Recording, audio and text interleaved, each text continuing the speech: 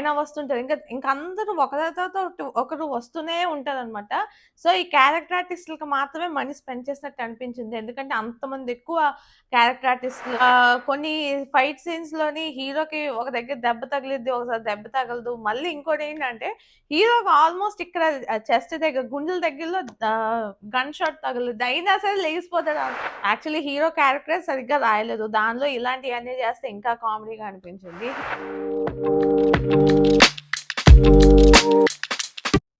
Hi friends, నేను Yogesh. Welcome back to my channel to basically to be honest content. ఈ వీడియోలో మనం 'champion' movie review చూడబోతున్నాం. Let's go into the video. ఈ మూవీలో రోషన్ మేకా అండ్ అన్స్వరా రాజన్ మెయిన్ లీడ్స్‌గా యాక్ట్ చేశారు. వీళ్ళతో పాటు కేకే మీనన్ కూడా యాక్ట్ చేశారు. ఈ movie directed by Pradeep Advaitam and ఈ మూవీకి మ్యూజిక్ అందించింది మిక్కీ జే మేయర్. ఈ మూవీ మనకి కరెంట్‌లీ నెట్‌ఫ్లిక్స్‌లో అవైలబుల్‌గా ఉంది. ఈ మూవీ ప్లాట్ చూసుకున్నట్లయితే ఈ స్టోరీ మొత్తం కూడా 1947 టైంలో అవుతుంది. ఆ టైంలోని మనకి ఇండియా మొత్తానికి ఇండిపెండెన్స్ వచ్చేస్తది. కాపోతే ఈ రజాకర్స్ అంటారు గదా! ఈ నిజాం ప్రభుత్వం మాత్రం వాళ్ళు వదలలేదు. హైదరాబాద్, ఆ పరిసర ప్రాంతం, ఆ రాజ్యం అంతా వాళ్ళు వదలలేదనమాట.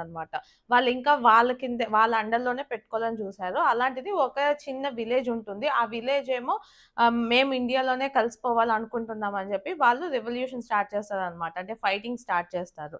సో, తర్వాత ఏమైంది అన్నదే మిగతా స్టోరీ. ఈ స్టోరీలోకి అసలు హీరో ఎక్కడో వేరే ప్లేస్‌లో ఉంటారనమాట. అతను ఒక చిన్న పని మీద వేరే దగ్గరికి వెళ్ళాల్సొస్తుంది. సో, అలా వెళ్ళినప్పుడు వీళ్ళకి, వాళ్ళకి అసలు కనెక్షన్ ఎలా ఏర్పడింది?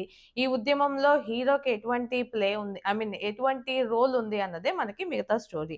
ఈ మూవీ టోటల్‌గా చూసుకున్నట్లయితే 2 అవర్స్ 46 మినిట్స్ ఉంది. అండ్ ఇంత పెద్దగా ఎలా తీశారన్నది నాకైతే అర్థమే కాలేదు. ఎందుకంటే స్టార్టింగ్ నుంచి ఎండింగ్ వరకు గూడా ఆహ్, అంటే కొన్ని కొన్ని సీన్స్ బానే అనిపిస్తాయి. బట్ కొన్ని కొన్ని సీన్స్ ఎందుకురా బాబోయ్! అన్నట్టు అనిపిస్తాయి.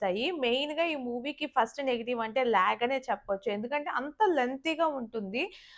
ఇప్పుడు కొన్ని ఇంగ్లీష్ మూవీస్ గానివ్వండి, మలయాళం మూవీస్ గానివ్వండి, ఎలా అంటే స్టోరీ ఎస్టాబ్లిష్‌మెంట్‌కి మెల్లగా తీసుకెళ్తుంటారు. మనకి స్టోరీ మొత్తం లాస్ట్ 15 మినిట్స్, 20 మినిట్సే ఉంటుంది. మిగతాదంతా అలా స్లోగా వెళ్తూ ఉంటుంది. సో, ఆ కాన్సెప్ట్‌లోని ప్రతీదీ ఇంపార్టెంటే అన్నట్టు మెయిన్‌గా హీరో లవ్ స్టోరీ ఒకవైపు అండ్ ఈ ఎవరైతే వాళ్ళు ఫైట్ చేస్తున్నారో వాళ్ళ స్టోరీ ఒకవైపు. 2 వాటిలకి కూడా ఇంపార్టెన్స్ ఇచ్చారు. బానే ఉంది ఇక్కడి దాకా. కాపోతే చాలా లాగ్ అయిపోయింది. ఎందుకంటే చిన్న హీరోస్ లేదంటే బాగా గ్రిప్పింగ్‌గా ఉంటే తప్పించి మనం ఇంకా చూడాలి అన్న ఫీలింగ్ అనిపించదు. ఈ మూవీలోనే అదే పెద్ద లాగ్ అన్నమాట. సో, మూవీని 2 అవర్స్ 46 మినిట్స్ కాకుండా ఒక 2 అవర్స్‌కి కట్ చేసుంటే చాలా బావుండేది. అండ్ ఈ మూవీలో ఏంటో ఎక్కడ పడితే అక్కడ సాంగ్స్ వస్తానే ఉంటాయి. అండ్ ఫస్ట్ హాఫ్‌లో ఒక సాంగ్ అయితే బావుంది. 'గిరగిర' ఏదో ఒక సాంగ్ ఉంది కదా! సో, అదైతే చాలా బావుంది. దాని తర్వాత ఇంకేమి లేదు. 'అన్స్వరా రాజన్' ఆబ్వియస్‌లీ ఏంటంటే ఏదో స్టోరీకి ముందుకు వెళ్ళాలి అన్నట్టే చూపించారు తప్పించి తనకు కూడా అంతగా ఇంపార్టెన్స్ ఉన్న క్యారెక్టర్ అయితే ఈ మూవీలో లేదు. అండ్ ఫస్ట్ హాఫ్‌లో ఎక్కడో కనిపిస్తారు.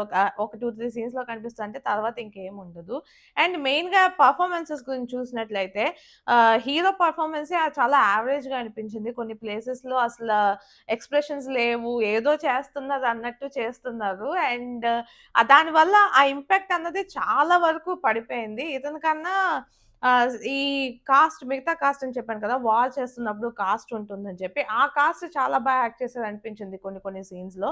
వాళ్ళే బెటర్‌గా యాక్ట్ చేశారనిపించింది. అండ్ హీరోయిన్ కూడా పర్లేదు. ఆమెకిచ్చిన పోర్షన్ బానే చేశారు. హీరో మాత్రమే ఇంకా కొంచెం ఫేషియల్ ఎక్స్‌ప్రెషన్స్ గానివ్వండి, యాక్టింగ్ గానివ్వండి, అది కొంచెం ఇంప్రూవ్ అవ్వాలి అన్నట్టు నాకనిపించింది. ఈ మూవీకైతే అంత ఇంపాక్ట్‌ఫుల్‌గా అనిపించలేదు. ఎక్కడైనా మనం మూవీస్ చూస్తున్నప్పుడు ఏంటంటే, హీరోకి ఎక్కువ ఇంపార్టెన్స్ ఉంటుంది. అంటే హీరో చుట్టూ స్టోరీ నడుస్తున్నట్టు ఉంటుంది.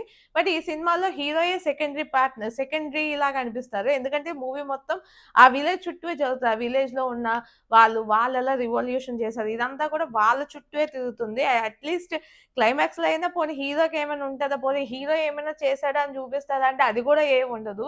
అండ్ నాకు ఈ మూవీలో నచ్చింది ఒకే ఒకటి. ఆ విలేజర్స్ స్పిరిట్ ఏదైతే ఉందో వాళ్ళది చాలా చూపించారు. అంటే మేమిది చెయ్యాలి, మాకిది కావాలి అన్నట్టు వాళ్ళు ఫైట్ చేసే విధానం నాకు చాలా బాగా అనిపించింది. ఆ పోర్షన్స్ మాత్రం అంటే టెక్నికల్ యాస్పెక్ట్స్ చూసినట్లయితే ఈ గన్స్ యూజ్ చేయడం ఇంకా కొన్ని కొన్ని ఇష్యూస్ ఉన్నాయి. బట్ స్టిల్ ఆ మూవీ మొత్తంలో చూసుకుంటే వీళ్ళ క్యారెక్టర్స్ అండ్ వీళ్ళు ఎలా ఫైట్ చేస్తున్నారు అన్నది చూసినప్పుడు కొంచెం బాగా అనిపించింది కంపేర్ టు ఓవరాల్ మూవీ.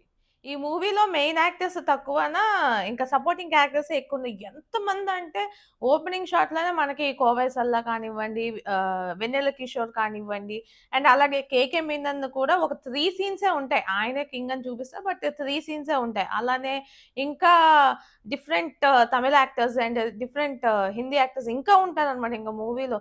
ఇంకా అలా వస్తనే ఉంటారు, వస్తనే ఉంటారు. షాట్‌కి షాట్‌కి ఈ 'జబర్దస్త్‌లో' ఒకడుంటారు. సత్తి అన్న క్యారెక్టర్ ఉంటది. ఆయన వస్తుంటారు. ఇంకా అందరూ ఒకరి తర్వాత ఒకరు వస్తూనే ఉంటారనమాట. సో, ఈ క్యారెక్టర్ ఆర్టిస్ట్‌లకి మాత్రమే మనీ స్పెండ్ చేసినట్టు అనిపించింది. ఎందుకంటే అంతమంది ఎక్కువ క్యారెక్టర్ ఆర్టిస్ట్‌లు అండ్ వాళ్ళకి మేకప్స్ అండ్ ఇదంతా కూడా 1947 టైమ్‌లో జరుగుతుంది కాబట్టి కొంచెం ఆ టైప్ ఆఫ్ మేకప్స్ ఎవ్రీథింగ్ చేయాలి కాబట్టి అది కొంచెం నాకు అనిపించింది. అండ్ విలేజ్ ఇదంతా కూడా పర్లేదు బానే చూపించారు ఏదో అని అనుకుంటే కొన్ని ఫైట్ సీన్స్‌లోని హీరోకి ఒక దగ్గర దెబ్బ తగిలిద్ది. ఒకసారి దెబ్బ తగలదు. మళ్ళీ ఇంకోటేంటంటే హీరోకి ఆల్‌మోస్ట్ ఇక్కడ చెస్ట్ దగ్గర గుండెల దగ్గరలో గన్ షాట్ తగులుద్ది. అయినా సరే లెగిసిపోతాడనమాట. అయ్యయ్యో! నైట్ అంతా కలిపి కొడతారనమాట హీరోని. అయినా సరే మళ్ళీ మరుసటి రోజు ఉదయాన్నే లేచొచ్చేస్తాడు. అది గుర్రం హార్స్ రైడింగ్ చేసొస్తాడు. అండ్ అది కాక ఎక్కడ ఒక 3 బుల్లెట్స్ ఈ టాప్ బాడీలోనే ఉంటాయి. అయినా సరే హీరో వచ్చి 2 గన్నులతో ఇలా పట్టుకొని ఇటు ఇటు తిప్పి తిప్పి కాల్చేస్తూ ఉంటాడనమాట. నాకది చాలా కామెడీగా అనిపించింది. యాక్చువల్లీ హీరో క్యారెక్టరే సరిగ్గా రాయలేదు. దానిలో ఇలాంటియన్నీ చేస్తే ఇంకా కామెడీగా అనిపించింది. హీరో క్యారెక్టర్ అసలు ఫస్ట్ నుంచి చూపించినప్పుడు కూడా ఫస్ట్ ఒక 20 మినిట్స్, 25 మినిట్స్ అతను ఒక పెద్ద ఫుట్‌బాల్ ఛాంపియన్ అన్నట్టే చూపిస్తారనమాట. ప్రతిసారి కూడా ఏమంటాడంటే ఇంగ్లాండ్ వాళ్ళు మంచి వాళ్ళే, నిజామ్సే మంచి వాళ్ళు కాదు అన్నట్టు ఈ మూవీలో పోర్ట్రే చేశారనమాట. అది కూడా నాకు కొంచెం ఫన్నీగా అనిపించింది. అండ్ ఏంటంటే ఇంగ్లాండ్‌కి వెళ్ళడానికి ఒక దారి ఏదైతే చేసుకుంటారో ఆ దారిని చూసి అక్కడి నుంచే స్టోరీ అసలు తిరుగుతది. అది ఇంకా వర్స్ట్ వే అనిపించింది నాకైతే. ఏందో ఇది అనిపించింది. ఓకే. ఫైన్. బట్ ఏదో మూవీ నడవాలి గాబట్టి అటు ఇటు, ఇటు అటు అటు మిక్స్ చేసి కలిపి కొట్టారు అన్న ఫీలింగ్ అయితే నాకొచ్చింది. ఈ మూవీ ఫైనల్లీ నాకెలా అనిపించింది అంటే మరీ వర్స్ట్‌గా ఉన్నట్టు నాకు అనిపించలేదు. కొంచెం పర్లేదు. ఓకే అన్నట్టు అనిపించింది. మెయిన్‌గా కాస్ట్ ఇంకొంచెం బెటర్ పెర్ఫార్మన్స్ ఇచ్చుంటే I mean main lead and story రైటింగ్‌లో గూడా హీరోకి కూడా ఎక్కువ ఇంపార్టెన్స్ ఉండి వాళ్ళకి కూడా ఆపోజిట్‌లో ఒక ఆపోజిట్ విలన్ ఇంకొంచెం బెటర్‌గా ఉండి అండ్ ఆ స్పాన్ ఏదైతే 2 అవర్స్ 46 మినిట్స్ అన్నెసెసరీలీ డ్రాగ్ చేసారో అదొక 2 అవర్స్ 15 మినిట్స్ అలా చేసుంటే మూవీ అట్‌లీస్ట్ అబోవ్ యావరేజ్ అయ్యేదేమో అనిపించింది. ఎందుకంటే మిగతా వాటిలో కొంచెం కొంచెం ఎఫర్ట్ పెట్టారు. మరీ ఎక్కువ పెట్టేసారు అమేజింగ్ అని నేను చెప్పను. బట్ ఎఫర్ట్ పెట్టారు. మనీ ఉంది ఇంతమంది ఆర్టిస్ట్‌ని పిలిచినప్పుడు. బట్ ఇంకొంచెం స్క్రీన్ ప్లే బెటర్‌గా చేసుంటే డెఫినైట్లీ కొంచెం బెటర్ ఔట్‌పుట్ వచ్చేది. పర్వాలేదు మీరు ట్రై చేయాలనుకుంటే ట్రై చేయండి. కరెంట్‌లీ ఇది నెట్‌ఫ్లిక్స్‌లో అవైలబుల్‌గా ఉంది. అండ్ ఈ వీడియో మీకు నచ్చినట్లయితే లైక్ చేయండి. మీ ఫ్రెండ్స్ అండ్ ఫ్యామిలీతో షేర్ చేయండి. ఇలాంటి మంచి మంచి వీడియోస్ మళ్ళీ మళ్ళీ చూడాలనుకుంటే నా ఛానెల్‌కి సబ్స్క్రైబ్ చేసుకోండి. అండ్ రీసెంట్‌గా హైప్ అనే ఒక ఆప్షన్ వచ్చింది. డెఫినైట్లీ వీడియోని మీరు హైప్ చేసినట్లయితే ఇంకా ఎక్కువ మందికి చేరుతుంది. సో, డెఫినైట్లీ హైప్ అన్నది మాత్రం చేయండి. And this is Yogesh signing out to BHK. To be honest content.